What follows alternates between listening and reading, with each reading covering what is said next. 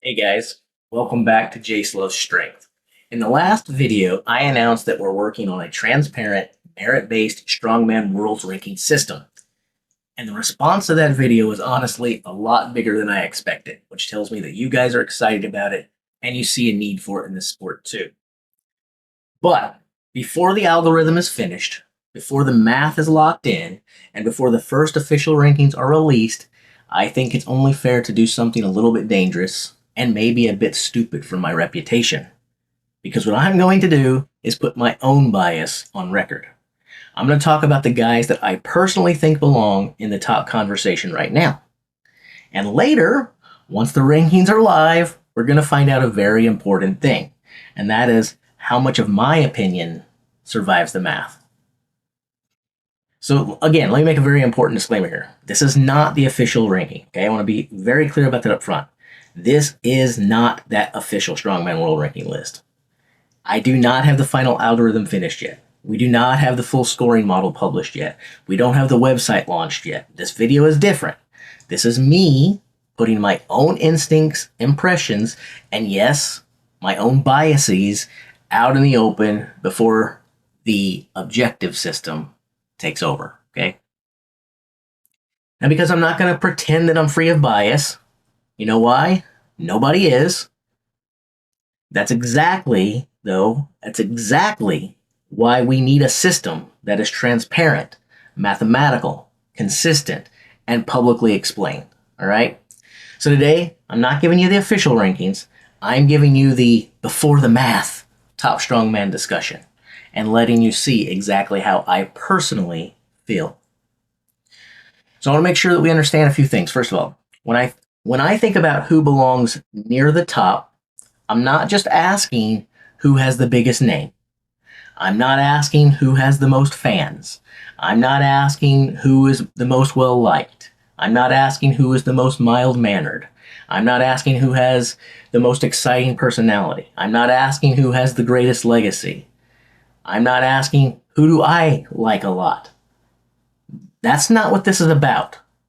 The question should actually be who has competed recently, who has faced strong competition, who has actually succeeded against said competition, who has been consistent, and who has earned, keyword earned, more opportunities based on what they've done in competition.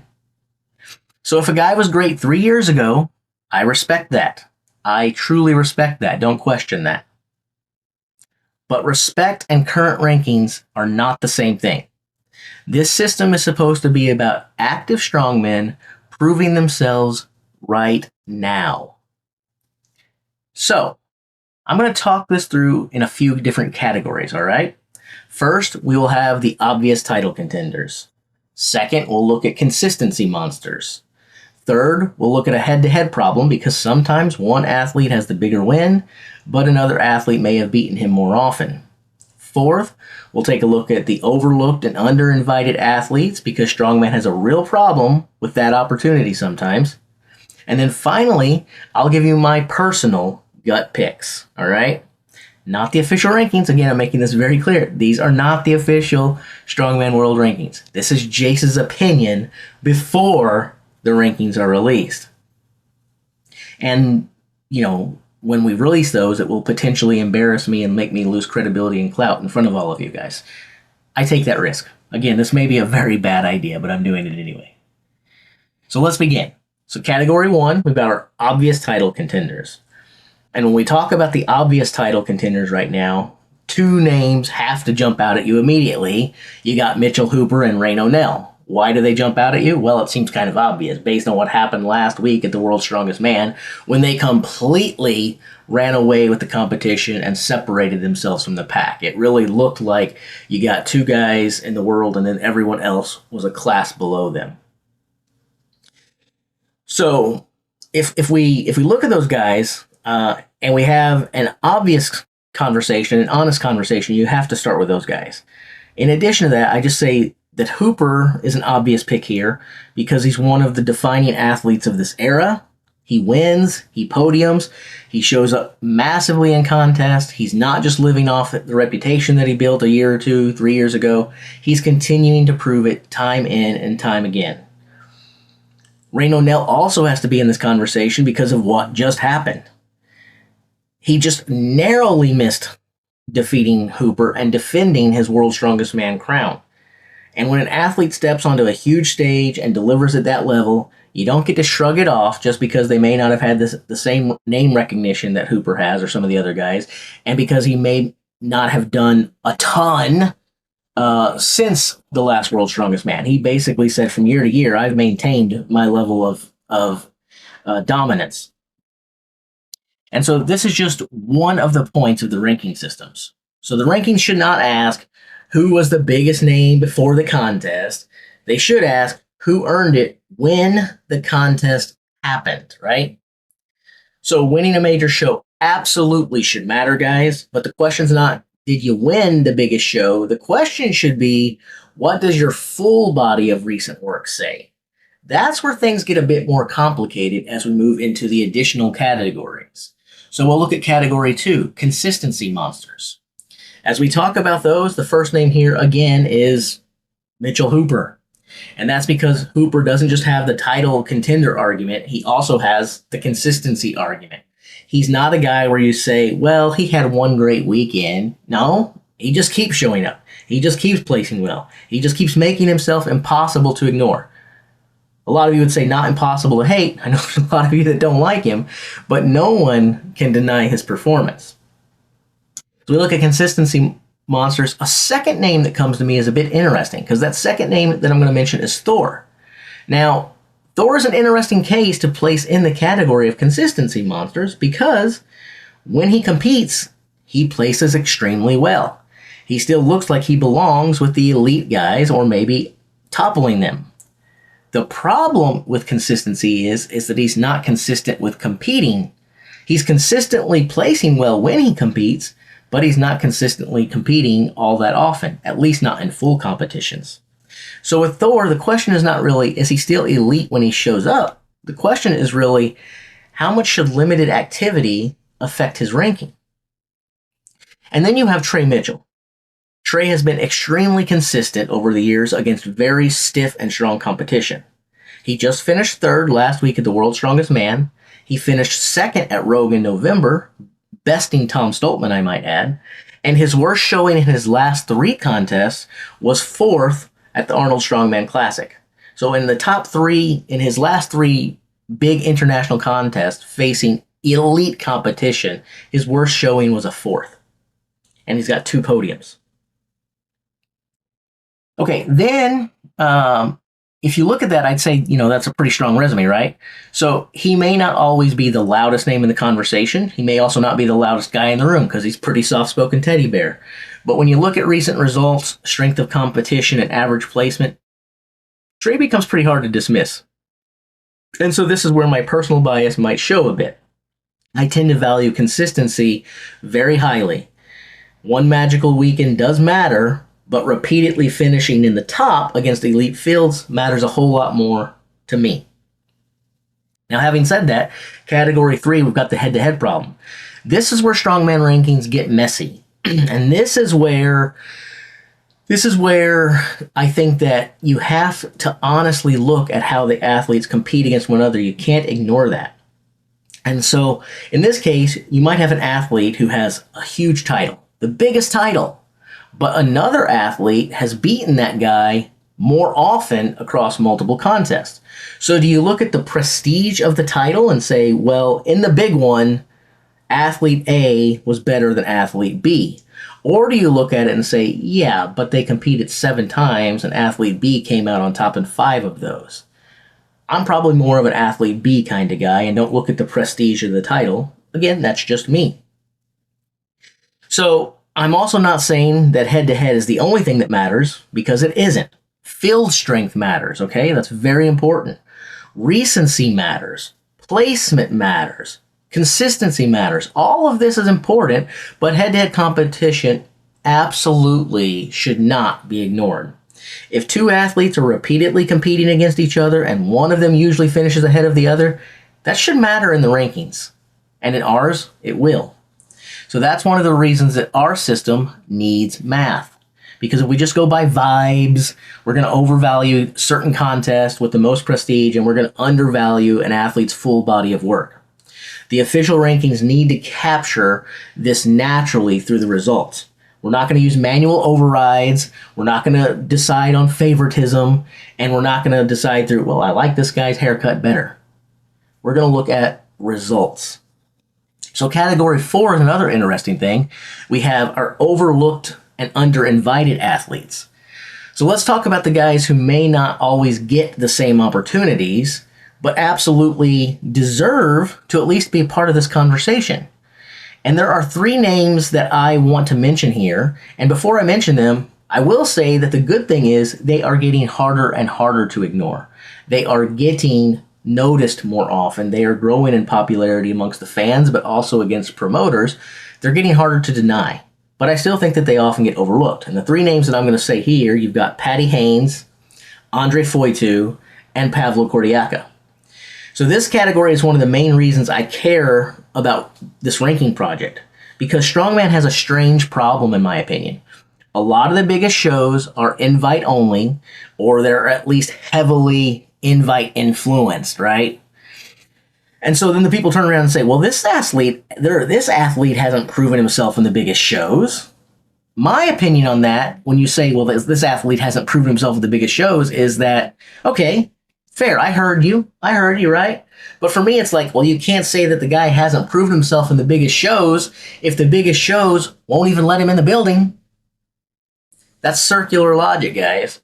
So if an athlete is consistently winning, he's podiuming, he's performing well in national, international contests, that should start building a case for bigger opportunities. And that's where someone like Ondrej Fojtu becomes very interesting. Let's look at it. He just won Europe's Strongest Man, and then he picked up a 5th place finish at World's Strongest Man last week. That matters. It's not a guy that you can casually ignore going forward. Paddy Haynes is another athlete that I think deserves more attention. Maybe he's not in the clear top 3 conversation yet. Maybe he's not in the clear top 5 conversation yet. Maybe he's not in the clear top 10 conversation yet. But he is an athlete that consistently shows up and performs pretty well, and usually performs better than people are predicting him to finish. So with that being said, I think he's the kind of athlete that a proper ranking system should help to evaluate fairly. I'll say the same thing about Pavlo Kordiyaka. He's had a lot of big performances. He's also had some issues where maybe he doesn't perform that well. But more often than not, it's not really that he doesn't perform that well. In a contest, he's not your Mitchell Hooper or your Martins Licis. He's not going to be the super well-rounded star who's going to finish 2nd or 3rd place in every event in a competition. He's going to have some events where he picks up really, really big points, and he's going to have some events where he loses points. And I think that probably causes him not to get invited, but when you look at how he performs when he does get invited, consistency or not from event to event, the guy puts points on the board. And so I think he should be invited to more systems or more contests. And so I really believe that these are the types of athletes that our system could help the most. Not because we artificially push them up the rankings, but because I think the results will justify it and the rankings are going to reveal it. Okay? Then we have category 5.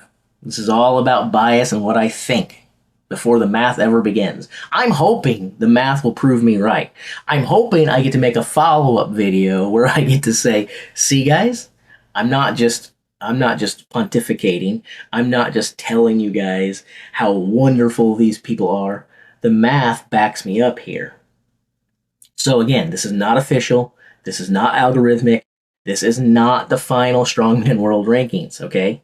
This is my gut before the math takes over.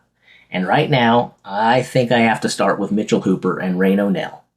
Based on what we literally just saw happen this past week, I don't know how I can avoid putting those 2 at the top of the conversation. I mean, they just dominated everybody else. It wasn't even like, hey, they finished 1 and 2. They finished 1 and 2 with such space that it didn't even look like anyone could compete with them really. And so with that, it's not just recency bias of the last event. That definitely comes into play. There's some recency bias there.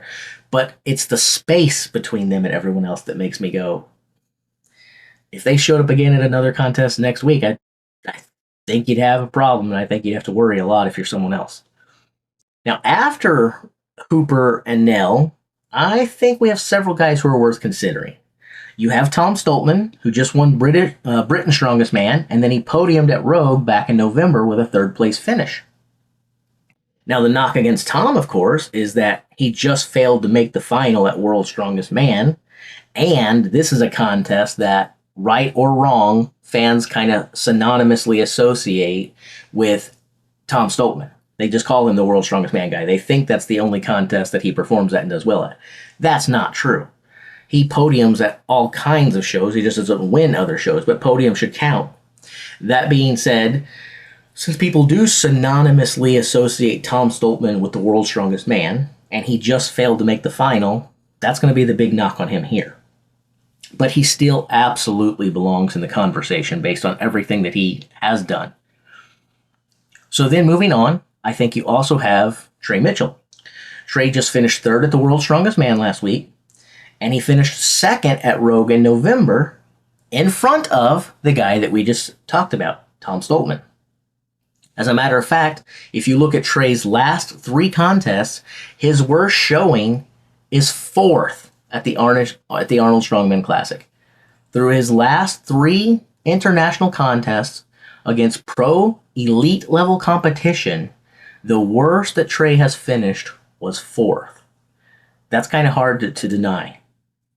I think it's a brutally strong resume, to be honest.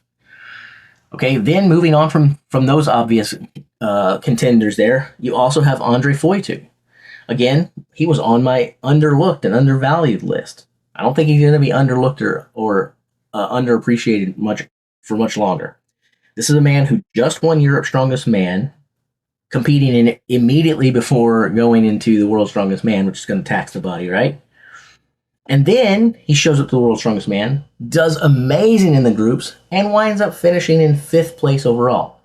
5th at the World's Strongest Man may not be a podium, but it's a pretty darn good showing.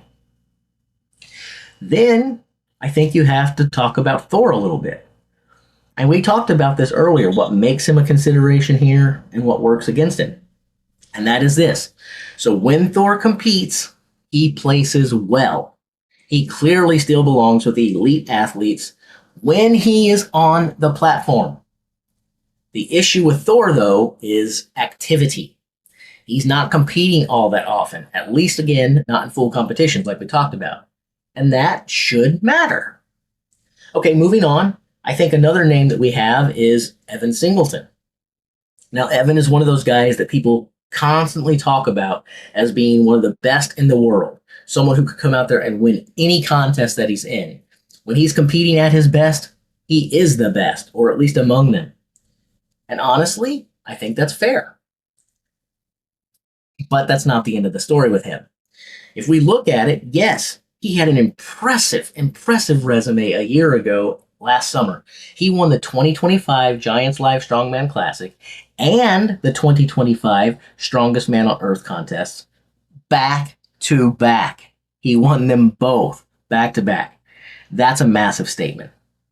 The problem with Evan, though, here is consistency and health.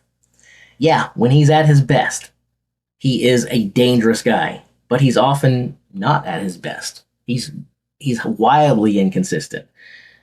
It's not uncommon to see Evan finish first or second in a contest and then come back in another contest and be 8th, 9th, or 10th. So in addition to that, in recent years, he's been often injured, and that's caused him to have some time away from the sport. So between the inconsistency and the injuries, I think has to be a step down for him. I respect his ceiling, and I respect his capabilities, because when he's on, he's on. But the rankings cannot be based on ceiling alone. They have to be based on what you have recently proven in competition. Emphasis on recently. So when it all shakes out, guys, I put my bias on the line, I put my reputation on the line. We leave from, hey, this person might be there, this person may not be. I got to stop waffling. So my gut top 3. If you're going to force me to give them to you, and knowing that the algorithm isn't finished, I've got to go with Mitchell Hooper, Rayno Nel, and Trey Mitchell. And yeah, they conveniently just finished 1, 2, 3 at World's Strongest Man. Could call it a cop-out. Could say I'm taking the easy way. Those are my gut 3 picks right now. That is my gut. Now, that's not the final ranking. That's not the official system. That's not the algorithm. That's not the math playing out for the system that I just promised you guys coming. That's my home picks as of right now. In a week or two, we're going to see how intelligent or how foolish I look. Now, after we get through those, I'm going to go ahead and say that we've got 2 serious challengers among the group that I just gave you. And I'm going to say that those 2 biggest challengers are Tom Stoltman and Evan Singleton. Tom has the recent British Strongest Man win and the road podium. Evan has massive wins in elite ceiling, but the inconsistency and injury history make it harder to place him above the guys that I named above, Hooper, Nel, and Trey Mitchell. Anyway, regardless, both of those guys, Stoltman and Evan Singleton, could absolutely challenge for a top 3 spot depending on how the math strikes out. And that's what it's going to be. It's going to be, how does the math say they did, not how do we think they did. Then you've got the overlooked athletes that I mentioned again, Fojtu and Haynes. Now, Ondrej may already be forcing his way out of the overlooked category after winning Europe's and then finishing 5th. Paddy Haynes, on the other hand, he is still going to be overlooked for a bit, but I think that this guy is a crazy good athlete. Maybe a better athlete than he is an elite strongman at this point. But if Hooper and Nel have proven us anything over recent years, it's that if you take a really good athlete and make them concentrate on strongman, they can become really impressive, dominating strongmen. So anyway, Paddy Haynes has had some excellent results in some competitions, and he often ranks higher than people expect him to, and I respect that. Okay, again, so my picks are Hooper, Nel, Mitchell. Okay, I got to be clear. I'm no different than anyone else, no different than you. I have my own biases. I have athletes that I enjoy watching more than others. I have guys I respect more. I have performances that stick in my mind more than others and influence my decision-making when I'm thinking about how to rank these guys. I can remember specific events and specific acts of dominance. And I'm like, oh yeah, but did you remember? And then boom, that memory comes back into my play, and I'm like, hey, you can't deny that guy. He's really good. But the official rankings, they cannot be built on those things, even though that's a normal way to approach it. The official rankings need to be built on rules that apply the same way to everyone, guys, okay? So I want you to consider this video, my bias, being entered into evidence before you, the council. Once the algorithm is finished, we'll find out whether my instincts were right or whether the math takes me out back and beats me with a circus dumbbell. All right, so what happens next? Well, this weekend we're going to work on hammering out our scoring model. I'm going to put a lot of work into the math, into the algorithm, and how things should work out. The goal is to build something simple enough that everyone can understand it, but accurate enough to matter. And when we launch the rankings, the algorithm, like I said, it will be published. Changes will be tracked. Athlete profiles will link out to their results on the Strongman archive, so you'll be able to see exactly how they've done and not wonder if we're just pontificating or just giving our opinions willy-nilly. And if and when the system changes over time, we're going to tell you exactly how and why they change. Nothing will be hidden from your view. No hidden math, no hidden decisions, no secret adjustments, no manual overrides, 100% open, honest transparency and clarity. Now, that being said, guys, you heard what I had to say. You know what's coming soon. You guys are excited about the rankings just like I am. But now, I want to hear from you. Who are your top 3 strongmen right now? Tell me in the comments. But I'll challenge you a little bit. I don't want you to just give me your favorite names, okay? I want you to tell me why you have chosen them? What have they actually done to earn that position? Why you're saying that name? And it needs to be based on more than you like them, or they're a very big and well-respected name. They're a legend. Now, if you disagree with my list, that's good. And that's what the comments are for. I'm just asking you to make the case. Okay? That's all I want from you guys. Now, that being said, when you do that, you're on track too. I am going to have to answer for this. I'm going to find out if I have egg on my face when the rankings are launched. You guys run that same risk by accepting my challenge here and commenting who your top 3 are. Because once the algorithm is finished, all of us, me and you included, are going to find out how much our opinions actually survive the math. I'm looking forward to it. I hope you guys are well, and I'll be seeing you soon. Chase Man out.